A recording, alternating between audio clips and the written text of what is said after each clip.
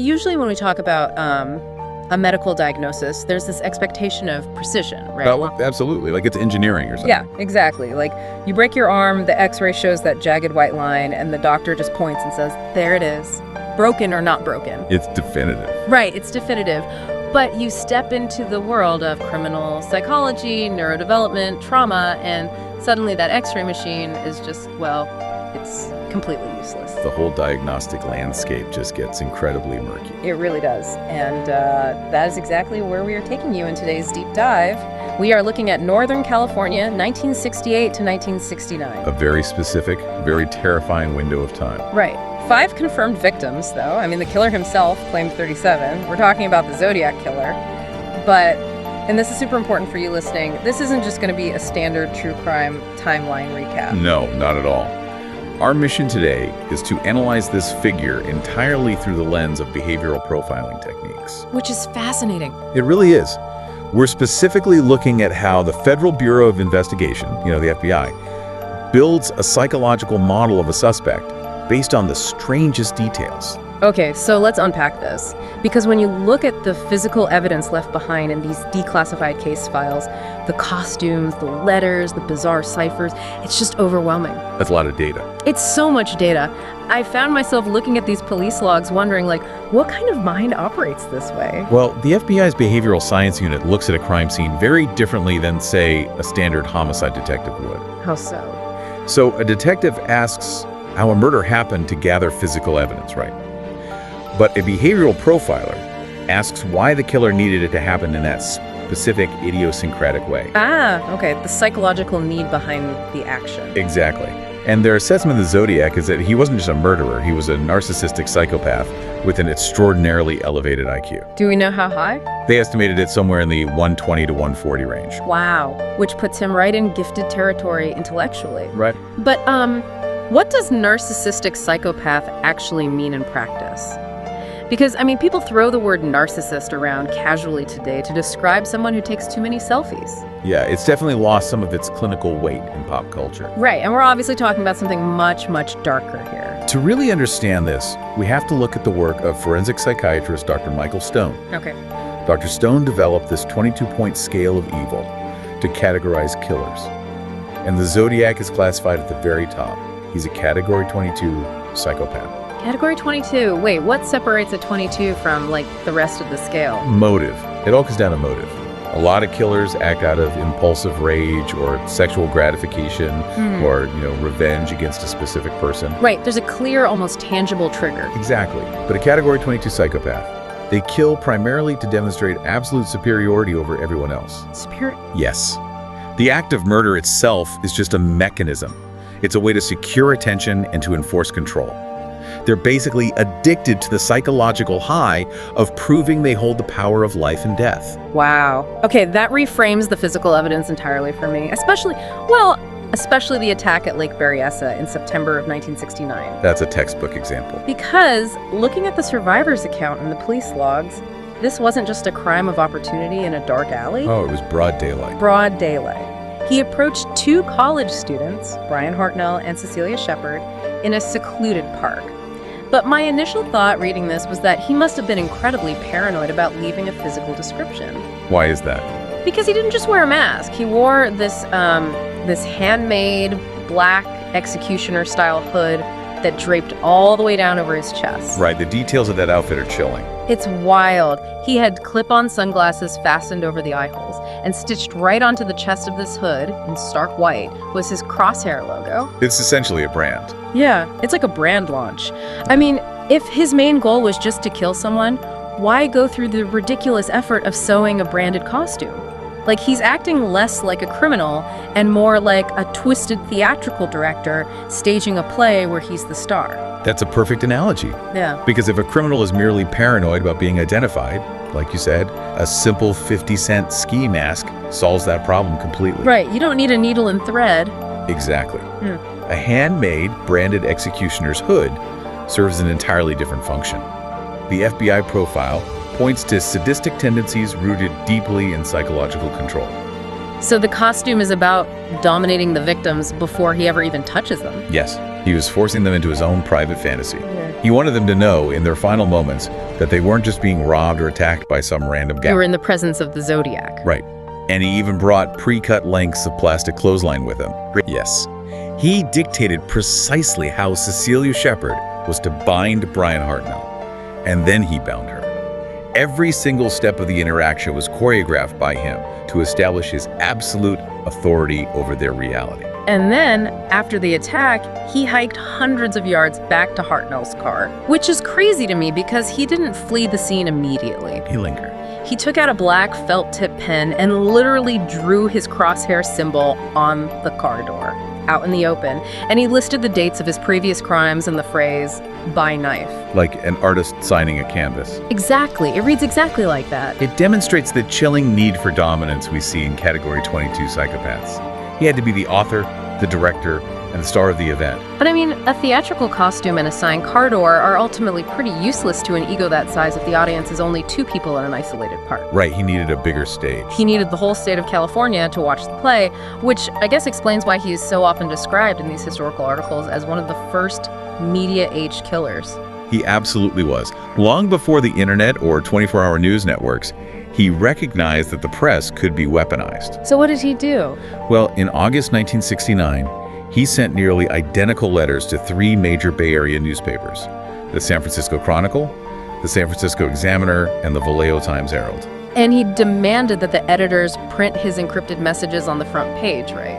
Or else he would go on a weekend kill rampage. Yes, those were his terms. And the newspapers actually complied. They printed them. Yeah. I guess my question is, was he just an extreme version of a fame seeker? Like just a twisted celebrity obsession? It goes a lot deeper than standard fame.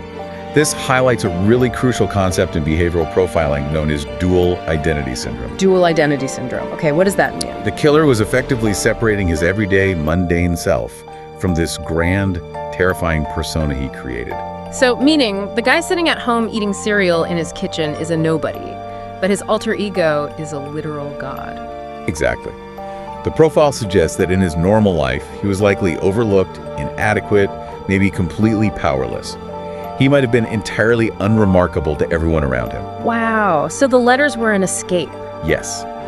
By adopting the moniker Zodiac and sending those letters, his avatar had the entire state terrified. He had police chiefs addressing him directly on television news broadcasts. Which had to be a huge ego boost. It provided a massive, constant infusion of what psychologists call narcissistic supply.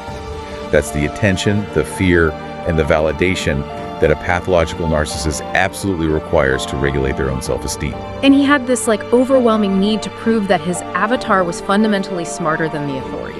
Oh, without a doubt. Because we see this so blatantly in the Presidio Heights murder in October 1969. This is where he shoots a taxi driver named Paul Stein. Right. 3 teenagers actually witnessed the crime from a window across the street, and they call the police. And this leads to what has to be one of the most frustrating moments in criminal history. It's agonizing to read about. The San Francisco Police Department dispatcher mistakenly describes the suspect over the radio as a black man. A catastrophic breakdown in communication. Literally catastrophic. Yeah. Because of that one radio call, 2 responding police officers actually pass a white man matching the Zodiac's real description walking away from the crime scene. They walked right past him. They stopped him. They literally stop him and ask if he's seen anything suspicious. He points them down the road and they just let him walk away into the night. It's incredible.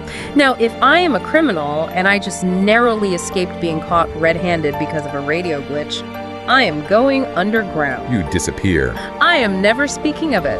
I'd count my lucky stars and vanish. Right, because a rational person acting out of self-preservation would vanish. But a Category 22 psychopath cannot allow the world to think he just got lucky. It ruins the illusion. Exactly. He has to reframe it as proof of his genius. So that's why he mails a piece of Paul Stein's blood-stained shirt to the San Francisco Chronicle. Yes. He bragged about the murder, openly mocked the police for their incompetence in walking right past him. Just to rub it in. Right. And then, to maximize the psychological terror, he threatened to shoot out the front tire of a school bus and, quote, pick off the kiddies as they come bouncing out. He paralyzed the entire Bay Area with that one line. There were police officers riding shotgun on school buses for weeks. The panic was absolute. And in these letters, he is literally keeping score. Like it's a game. He signs off with Zodiac equals 10, SFPD equals 0. And then later it escalates to me equals 37, SFPD equals 0. The scoreboard of a narcissist. Right. And here's where it gets really interesting to me. When you look at his obsession with the letters, the scorekeeping, the front page demands, I find myself pushing back on the traditional serial killer narrative. How so? Like, was the violence actually secondary to him? Did he view the murders merely as postage to guarantee his letters made the front page? That is a brilliant observation, and the behavioral data strongly supports that hypothesis. Really? Yes. Retired FBI profiler John Douglas noted that the Zodiac wasn't just killing, he was performing. Performing? Think about it. Without the murders, his letters are just the ramblings of a local crank, right? They just get thrown in the trash room by some junior editor. Yeah, nobody publishes a random threatening letter without proof. Exactly. The violence was the currency he used to purchase the world's attention. The mortars validated the letters, and the letters fed his narcissism. Wow. Okay, so if the letters were his script, then the ciphers, the codes he sent were his masterpiece. Oh, absolutely. This is where we see that estimated 120 to 140 IQ really go to work. Let's break down the codes because the sources we have dedicate a massive amount of analysis to them. The ciphers are the ultimate manifestation of his need for intellectual domination. Because it's a puzzle. Right. Sending a cipher isn't just about hiding a message. It is a direct, arrogant challenge to society. It's his way of saying, I have a secret, and I am so fundamentally superior to you that you will never be able to figure it out. But the first cipher he sent to the papers, which is known as the Z408 simply because it contained 400 characters, he claimed his actual identity was hidden inside it ready. He did. But this arrogance backfired on him almost immediately, didn't it? It was a spectacular failure on his part. The Zodiac likely assumed his cipher would baffle the greatest cryptographic minds at the FBI and the CIA. He wanted the government to fail. Yes. But instead, it was cracked within a matter of days by a Salinas high school teacher named Donald Hardin and his wife Betty. Just a local couple, sitting at their kitchen table. Literally at their kitchen table. I mean, how did civilians crack a code that was supposed to be a criminal mastermind's magnum opus? It was actually Betty Hardin who had the breakthrough, and she used psychological intuition. Okay, I love this part. How did she do it? She guessed that a killer so thoroughly obsessed with his own ego would start a message with the word I. Oh, wow. That's smart. Right. And she also guessed that he would use the word kill frequently.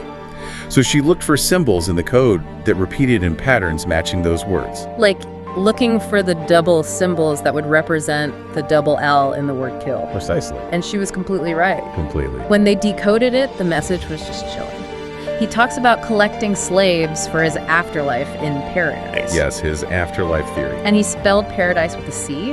The whole message was actually riddled with these bizarre spelling errors. But crucially, his name wasn't in it at all.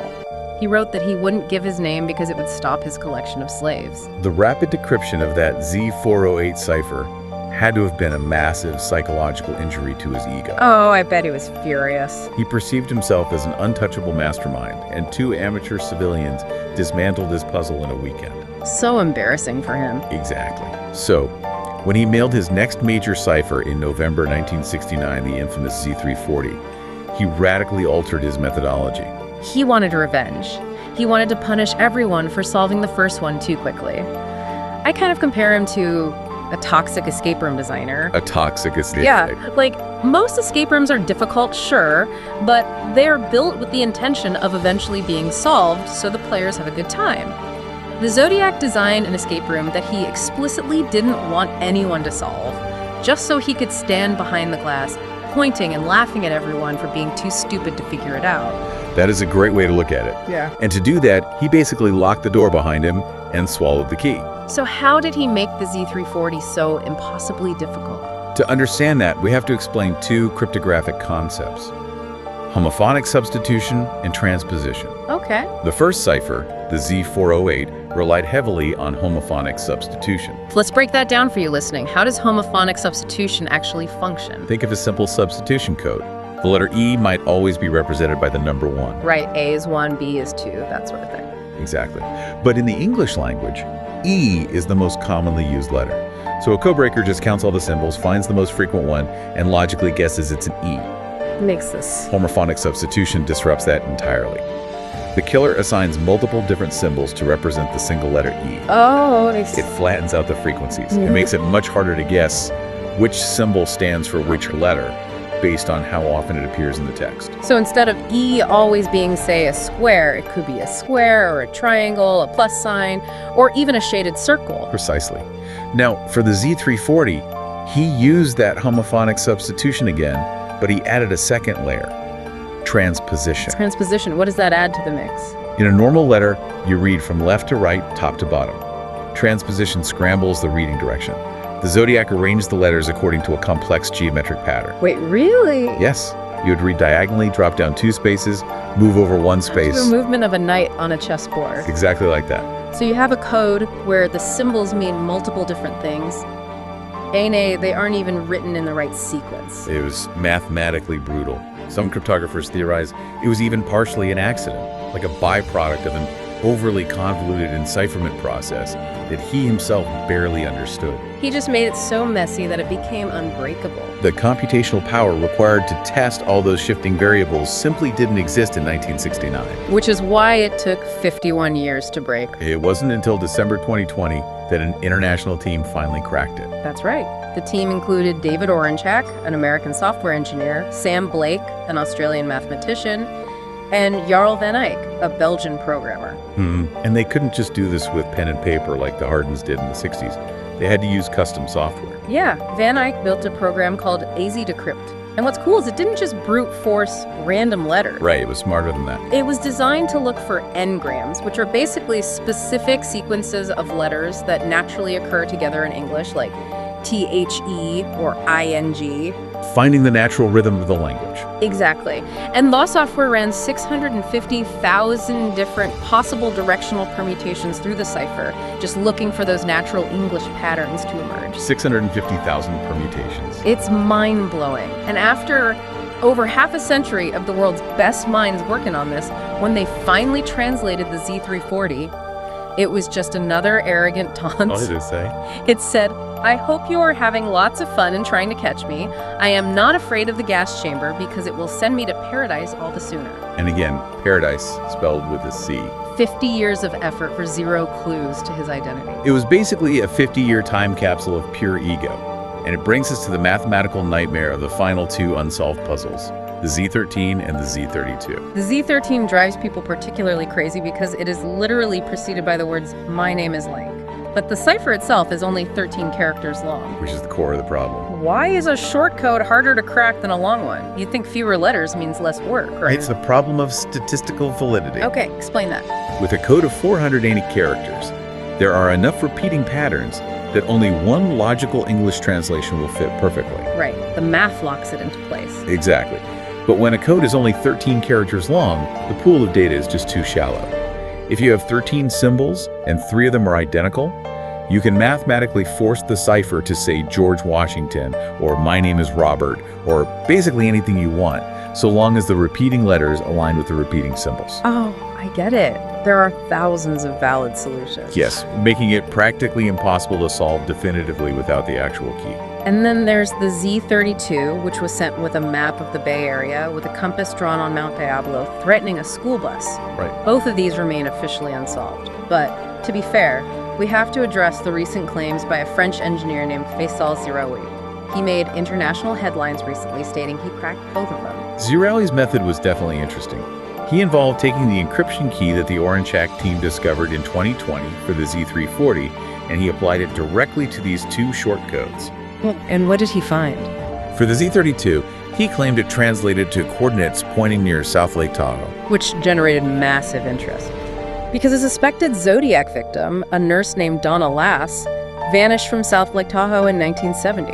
It seems like a perfect fit. And what did he claim the "My name is" cipher translated to? He applied the same key to the Z13 and claimed it churned out the letters K-A-Y-R. He linked this to Lawrence K., who was a well-known Zodiac suspect who lived near South Lake Tahoe and had a history of violence. I mean, it sounds incredibly compelling on the surface. Everything lines up, but the cryptography community completely rejected it. Why? Because of that exact mathematical problem we just discussed with short ciphers, the internet sleuths and professional cryptanalysts pointed out that Zerowe had to use multiple inconsistent decryption steps to get that result. So he was kind of massaging the data. Essentially, yes. Oh. Forcing the code to produce the name of a pre-existing suspect. Yeah. The FBI and the San Francisco Police Department have not validated his claims. So the mask stays on. The mystery remains intact, just like it did with Arthur Lee Allen, who was the only suspect the police ever officially named. Right. He died in 1992. Without his DNA matching the stamps on the envelopes, without definitive DNA or a verifiable confession, it's just this endless cycle of suspicion. But when you look back at that initial behavioral profile we discussed, The Category 22 psychopath. yes, isn't this exact cycle of obsession exactly what a narcissistic psychopath would want? Oh, wow.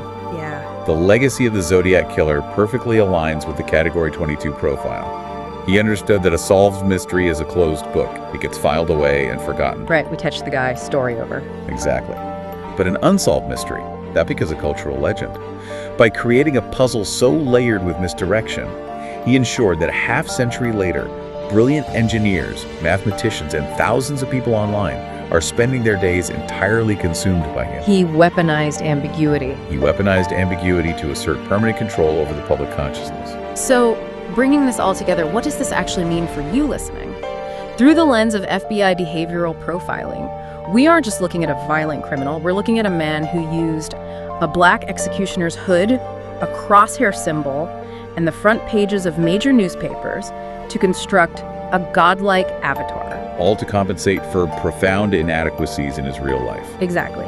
He treated human lives as the literal currency required to buy the world's attention. And he secured his infamy by leaving behind codes that practically defy mathematics, ensuring that law enforcement and the public would be forced to play his sick game for generations. Which leaves us with a fascinating, if somewhat unsettling, final thought. What's that? David Fincher, the director who made the film Zodiac, observed that The Killers has essentially become a ghost story for the digital age. A ghost story for the digital age. I love that phrasing. Today, we have incredible technology. AI code breakers, environmental DNA, forensic genealogy. The walls are closing in on historical cold cases everywhere. It's harder to hide than ever. But by shifting his mystery off the physical streets and embedding it into internet forums, Reddit threads, and endless cryptography debates, the Zodiac may have accidentally engineered his own immortality. Wow. Even if his legal name is discovered tomorrow through DNA, hasn't he already guaranteed that his narcissistic need for an audience will survive forever? That is absolutely a question that will keep you awake at night. Thank you for joining us for this deep dive. Keep questioning the narratives, keep looking for the why behind the whats, and we'll catch you on the next one.